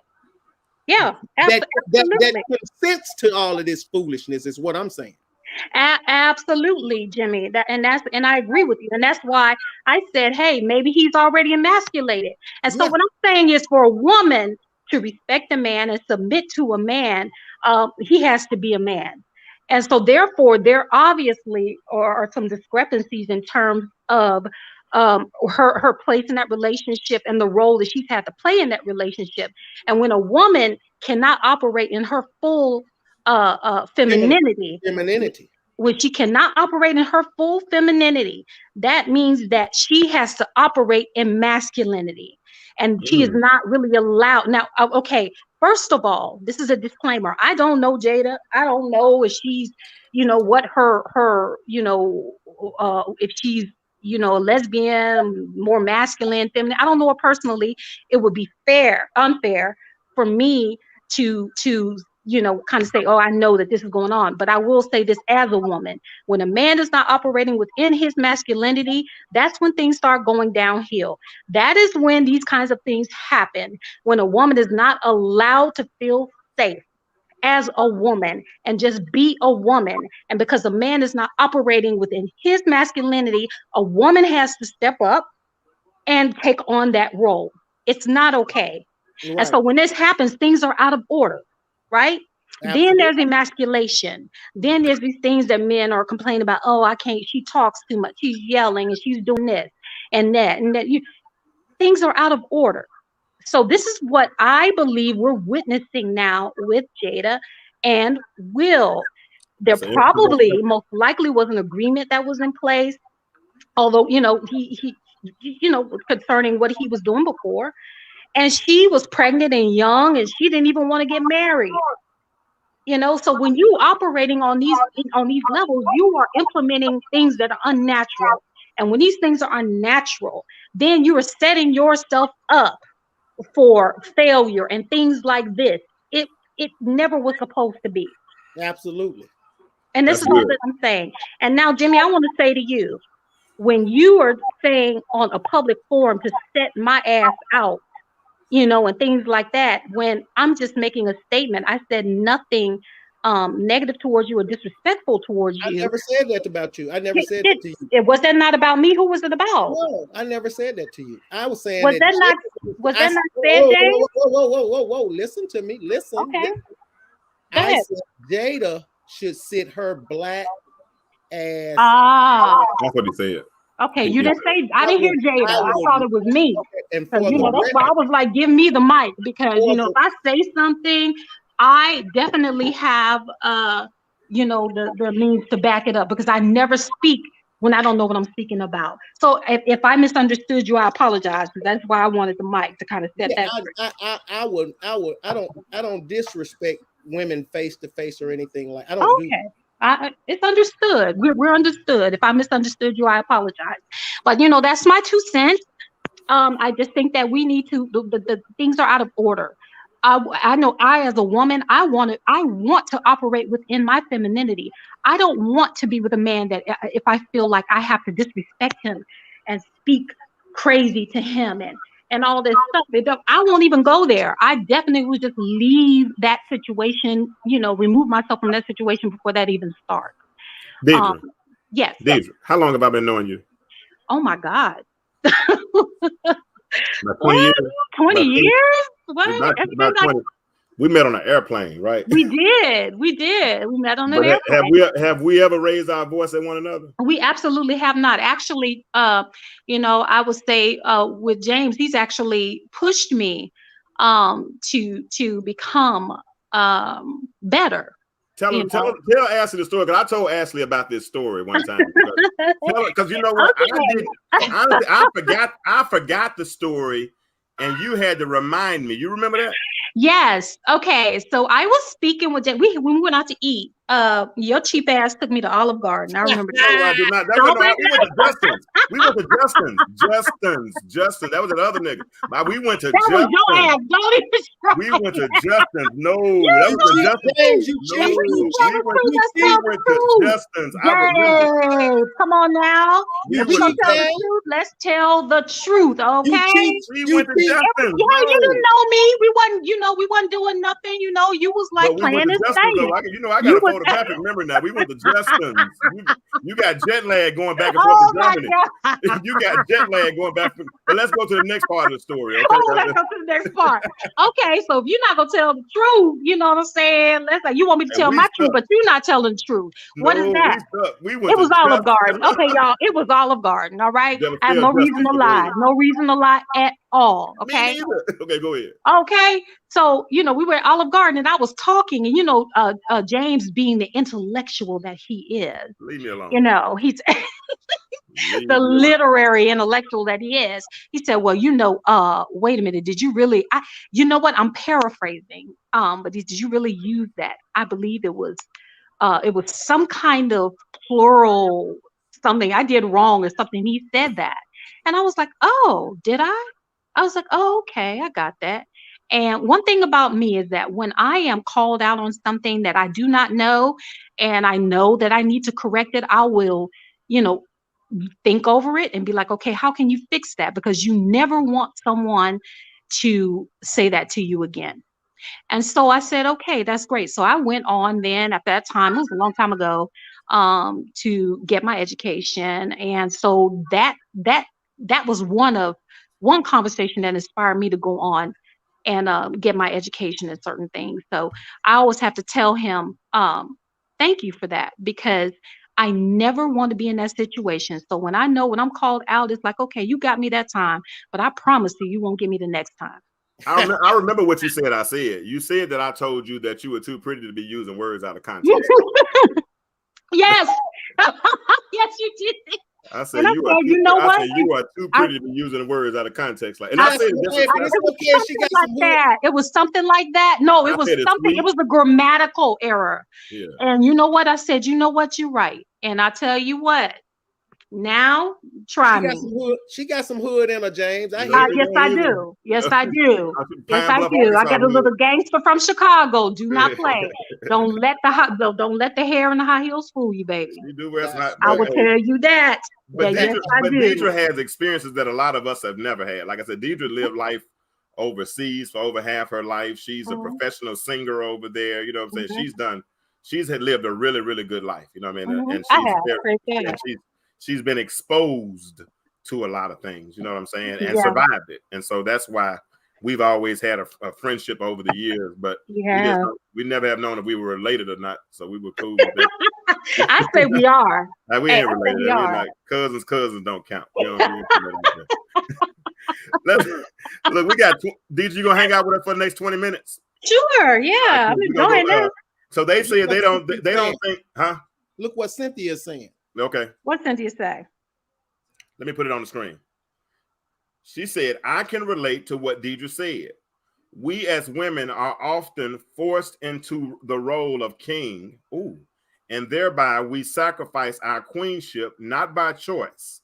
She said, "I 100% want to be a queen and treated as such. Neither head should have to wear both crowns. That's too much weight to carry comfortably and successfully." I agree with that. That's right. That's right, I Cynthia. agree. You are totally right, Cynthia. That's Deidre, real. you didn't have to go. You can stay. Come back if you're still here. Come back if you got kicked out, and we'll put you back in. Well, see, James, a woman that can't feel safe can't be feminine. That's true. Listen to what I just said. A I woman heard that you. can't feel safe can't be feminine. Oh, I agree with that wholeheartedly. A man has to place a woman in a position where she can be her authentic, organic, feminine self. You can't put Absolutely. her in a stressful situation or where you're not doing your part and think she's gonna be feminine. You got another thing coming. Well, There you go. if you don't feel, if she doesn't feel safe, then she'll go into survival mode. That's She right. absolutely That means she gonna go in overly independent mode. That's Absolutely. that's survival mode. Absolutely. Yep. Absolutely. Yep. And And so, we're tired, guys. We're tired. We're tired of doing that. You know, I want to be my absolute divine feminine self. I want to know that my man is a leader. I want to know he has a plan. I don't have to step in. I don't have to relive the traumas of my father and all this stuff that he wasn't there and all this stuff. And we're actually choosing men based on our experiences, these men that are not stepping up based on our experiences. But that's a whole other show, I think. Yeah, But yeah, that's a whole nother. well, we that's do a that whole too. other show. That's a Let me whole write that other one show. down. Let me write that one down. Choosing based on experience. Is that what you said? Let me say this, Deidre. A lot of times, listen to this. A lot of times, a man won't lead if a woman will not allow him to. Now, with that being said, he needs to be a leader. That is true. Absolutely. But now we're dealing with a new thing where women have been doing it by themselves so long they don't know how to shift their mindset and take that hat off, take that hat off from being a leader in the world. A man is wanting you to put that crown on at the house and lay back, listen, and learn. Yeah, absolutely. I want to ask Deidre a Absolutely. question. I want to ask Deidre a question. Who is that trying to answer you on two things? You coming in twice? Is it me? No, Ashley's up here twice. Let me log off. Hold on. Okay, hold on. Let me remove you from one. Okay, Deidre, I want to ask you a question. Mhm. What does, because you use the term, you want to operate in your divine femininity.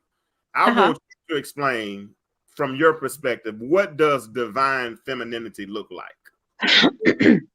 Well, I would say what it looks like for me. That's I can't all. define it. I can't define it for other women. Mhm. But for me, it's that I am very loving. I'm very nurturing. I'm very affectionate. I'm very uplifting. I'm supportive, right? But I found that there are men that I chose due to trauma in my life. Mm. Okay. I don't blame men for that. All right. That did not facilitate me being that. And also, let me add, I was raised by a man. Okay. So anything that I learned as a woman was through trial and error, through Oh. women outside, and that kind of thing. So my father taught me to be fiercely independent because he was dealing with women all the time. And so he just knew he didn't want me to deal with the kind of women that he chose, right?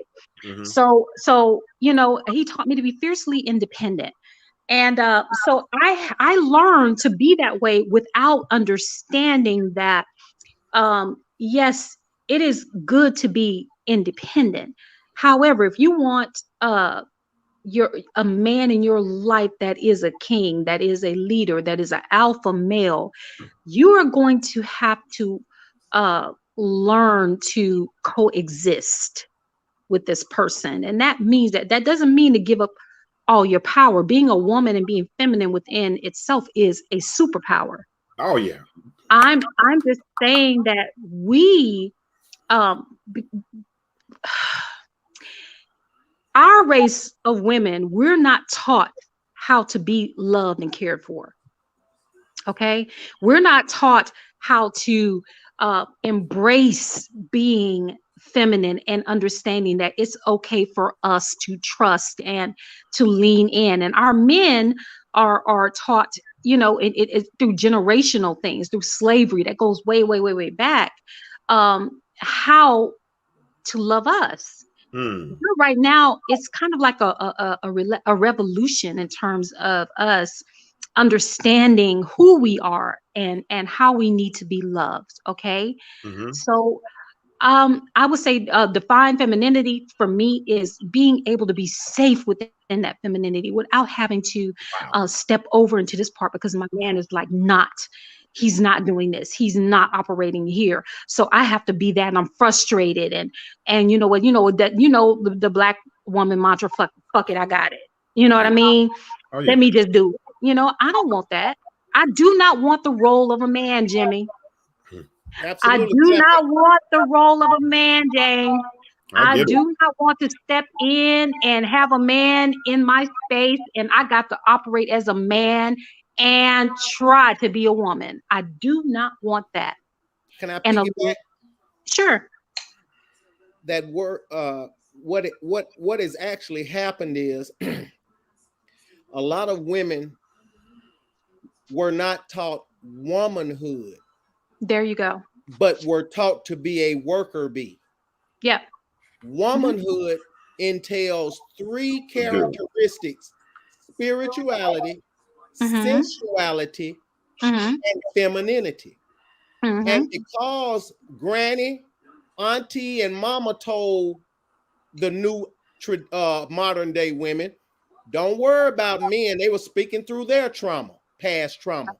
Yeah. Don't worry about these men. Get your job, get your car, and so what happened was women were taught independence, but they miss Interdependent. being interdependent.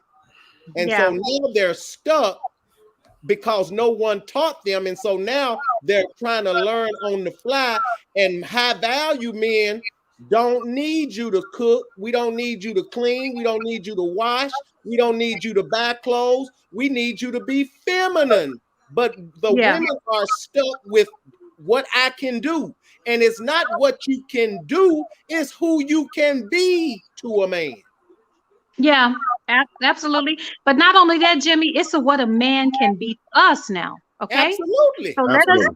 let us just keep it even Balance. there. Balance. Okay. Yep. But you There's a balance. That's good, James. There's a balance. Balance. What we it need to is understand is that we have a role. Everybody has a role, right? Absolutely. As a woman, we have our role. We offer this comfort. We offer, if you are very in tune with who you are as a woman, you know what you can offer a man, and a man cannot tell you what you need to offer him in order for him to be okay. As a woman, and when you're tapped into your divine femininity, you know what you can offer a man. You know that okay, you listen, yeah, I got my own stuff going on or whatever, but even if I didn't, right? And you can challenge this by looking at the kinds of women that these quote unquote high value men, which you know what, I'm not even gonna go there. It's a whole other show. You know, tend to get.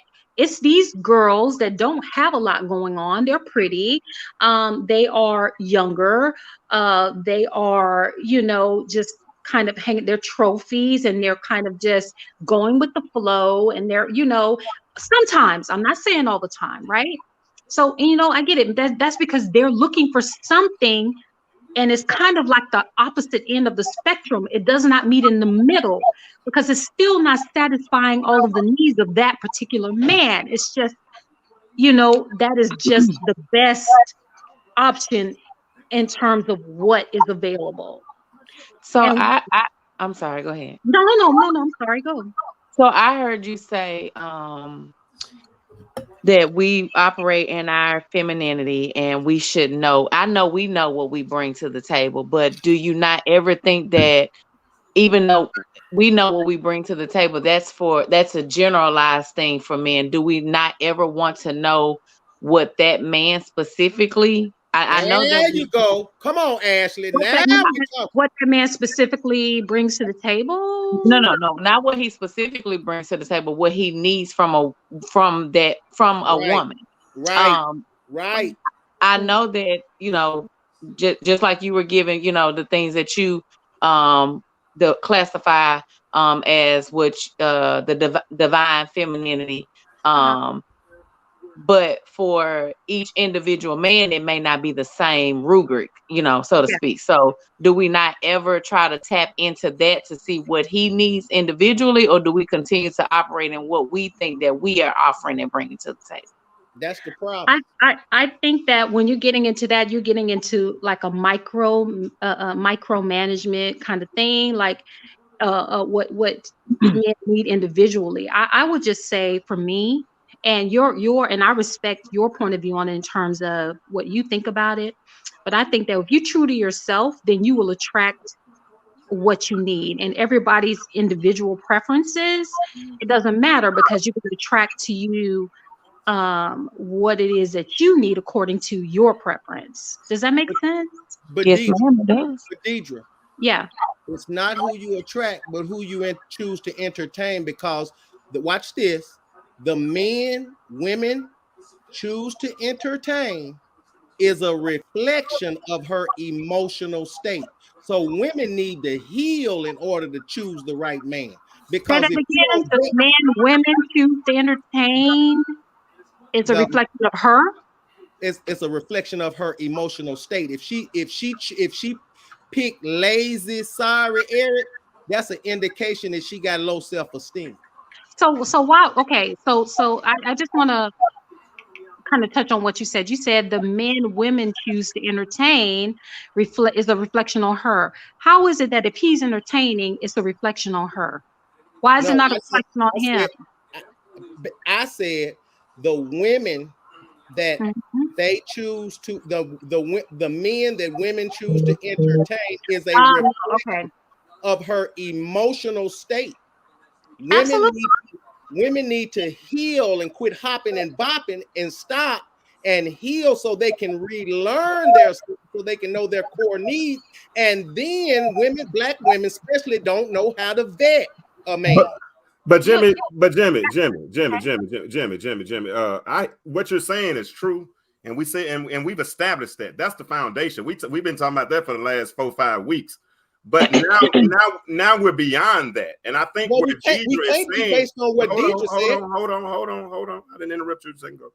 I think based on what Deidre is saying is that we're past the entertainment and the emotional standpoint. We're actually in a relationship, and at this point now we've attracted what I think she's saying that we, in a sense, God will put the right person in our lives, and when we end up with the right person, then we'll know, as Ashley said, we'll know what that person needs, or because I'm equipped, as Katrina said, we're nurturers and all women are nurturers and all these types of things.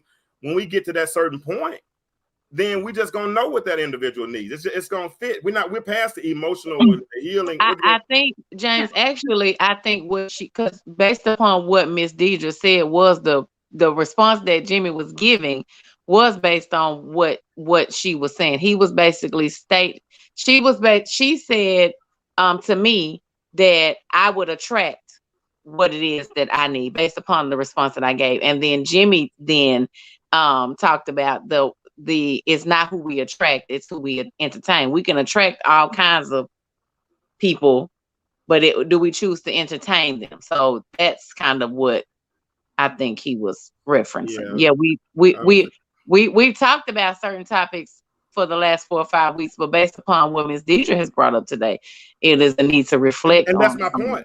But I think Deidre has taken it a step beyond just the entertainment and emotional standpoint, because I don't. That may be so, but based upon what she just stated 2.5 seconds ago, that was the reason why Jimmy made the statement that he made. And I heard what she said 2.5 seconds ago, but I heard it a different way. Okay, and what I heard her say was she's the attractive aspect, not just the entertaining. She's already in the relationship now. Not just I can answer that because Deidre is here. Exactly. I'm sorry, Deidre, my bad. Deidre's here, and Deidre can clarify all of this. Clarify, Deidre, please, man. Okay. What I'm saying is your state of mind will attract to you who it is according to your energy, who you are, according to your trauma, according to what you're used to, according to what you know and what you don't know. You're going to attract that person according to that. That's what I'm saying. And so, no, it's not about being already in well, I guess it could be you're already in a relationship with this person. Okay. I'm just saying that we need to be careful. If we don't heal ourselves first, we're going to attract what we Good, I messed everything our up. trauma. Yeah, James, you missed it. Whatever, I missed it. So what? Thanks, Ms. Deidre. Let me tell you, I hear so many cliches that I get. I got to get some substance beyond the cliches. Right. I want to hear some practical application. I mean, I get all of it. I get tired of getting fussed at through the screen and all that kind of stuff. Right. I have to get some pushback. That's what I'm saying. We have to heal ourselves, and we cannot put this on Black men. We are, as women. And I would say there's Black women, exactly. Right. So it is that we are choosing these things. We don't want to be lonely. We want to be loved. Right. We want these things our fathers didn't give. Is so much damage, so we're choosing these things based on our personal hurts. And I'll tell you, I'm one of those women that's been through that. And I'll tell you, it's sad, it hurts. And you brought up Kevin Samuels and all this stuff. And while Kevin Samuels has his platform, there's a certain kind of woman that always dials into his platform. Okay. That is his target audience. That is his audience.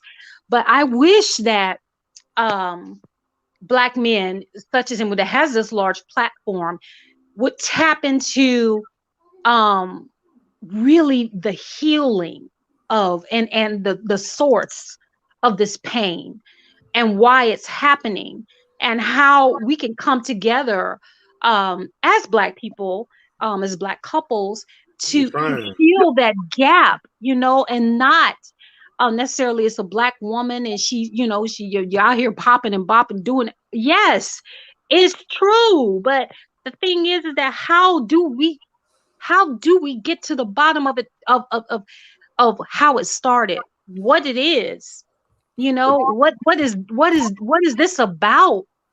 Because we all need to heal. Well, that's definitely what we're trying to do every Monday night. So that's why we started having these conversations. About 5 or 6 weeks, and we talk and we argue and we communicate, and we'll get off the phone in a few minutes and have another conversation. And so we try to do it. I think we're making strides in the right direction. I think and we're not done yet. We got a whole Jimmy does his thing a couple of days a week on Wednesdays and Friday mornings. He does his thing where he speaks directly to Black women. That's who he's called to. So he definitely does some teachings on those things. So we're trying to have these conversations. I plan on coming on more in the future with different topics, to kind of help. But this is just one platform. And like I said, Deidre, and I appreciate you for coming in tonight, even though you misheard what Jimmy said. He did not say Deidre. He said Jada on that particular time. Oh, So, okay. so You we know, I gotta told check it Miss out. I'm gonna check it, make sure, because you know I will step up. I have no yeah. problem Well, debating. no, you didn't have to step too far this time. You good. Ain't nobody disrespecting you this time. Miss So, Deidre, good. you made a statement about Kevin Samuels, and I too agree with the targeted audience. However, the way and I blame them as well, because there is no way in heck that I would log into that man's thing and Yeah. let him publicly humiliate me. But it's Mhm. almost the same way that men want us to show them some type of respect, not some type of, how they want us to respect them. I just think that he doesn't have to do them in the manner in which he does them. There's a way to give some type of constructive criticism without being so critical. So Oh, go yeah. ahead. Yeah. No, no, I'm not cutting you off. I'm just Yeah. agreeing. And so I don't know why they keep subjecting themselves to that. However, if he could get some type of level of tact to be able to deliver some of the stuff that he does, he has valid points to Yeah. some of the things, but it's just that he doesn't use the knowledge that he has in a very tactful way. And I feel like it's very it's very humiliating the way that he does people. But if they Mhm. keep coming back, I guess he'll continue to do it. But I definitely agree with you. If he utilized it in a way that would kind of help them get past, because I think Jimmy does the processes to healing. And so if he does it in that way, you can point out some of the things that the people or the women are doing incorrectly, and then help them to be able to get to the point of where you're trying to get them to be, instead of just hanging up the phone and calling them, whatever that he wants to call them. I think it would be better received. I So I agree. think it is an abuse of power, and I'm gonna go a little bit deeper. Okay. I think too that these women are searching for validation. mhm. They are just because like I said, I don't speak on anything I don't know. I have watched his show. I've watched several, no, more than several episodes of his show, and I think that these women are a lot of times very lost. They call him hoping that what they tell him, it validates them into being what he thinks is a viable woman, a high value woman. They are giving him hit their power A in lot of terms power. of, yeah, in terms of, oh yeah, this is what I do, this is who I am, so what do you think, and all of that. So the thing is, when you have that kind of power, it is very important that you use it wisely, because these women have been hurt by men. If you're calling Mhm, into his, I would say, you call the women that I've heard, okay, they're calling in, you could tell they have no real male figure in their life mhm, that's supportive, that's uplifting, so they're looking to this stranger to validate them, right? So when you have this power, you definitely have to be careful with it, because if not, the power, and he's been put in a position that power would backfire. Like, for example, there was a video of him where a man was in his bed on the you know what I'm saying? I don't know mhm, what it was. I'm just saying this. If you have that power, be careful, because it's always it's you are under a microscope then. You are mhm, being judgmental. Your job is to help these women, not to beat them down. Yes, there's some women that get on there, they're irate, they're mhm, just doing stupid things. Yes. Then okay, I'm gonna hang up on you because right now we're not getting through to each other. He's done that. I agree with that too. Yeah. mhm, But then he has to have more of a discerning spirit in terms of who needs help and who is just being belligerent, you mhm, know? Absolutely. And I think that sometimes he gets those wires crossed. And also, what we have to do when we put that kind of power into someone else's hands, we have to also realize that that person has been through some things too. I think, just from watching and observing, that he's had some issues, maybe mother issues, female issues, sexuality issue, whatever, but we have to be very discerning in terms of who we put that kind of power, who we give that kind of power over our self-confidence. Absolutely. All right, let's get ready to close this thing out. Deidre, appreciate you for coming in tonight and sharing your I had a perspective. great time. We'd like to get you back in the future, Jimmy. Yeah. Always appreciate you for your comments and everything and your insight. Ashley, appreciate you for being Ashley, Miss Ash G. Nice to meet you, Ashley. Hi, Jimmy. You as well. And wearing that hoodie and wearing it well. But before we leave, I want Cynthia I want to read Cynthia's comment, and then we're gonna get out of here. But she said, let me offer this too. Sometimes it's not even about who we attract, it's about who we become along the way. Her ex lost himself, and he is still struggling to regain himself. We're not gonna discuss this because we got to go. But we'll talk about it next week. He said, and he is still struggling to regain his place, his strength, his peace, etc. And I can respect that. I just couldn't wait on him to do that, but I do understand, and that's good. Sometimes you do have to remove yourself until a person is ready for them to come. But listen, y'all, I think it was a real good conversation tonight. It was a really good conversation tonight. I think we might pick up something similar next week. We'll see what Ashley says since she comes up with most of the topics, because she don't approve my topics every week. So we'll see what she comes up with.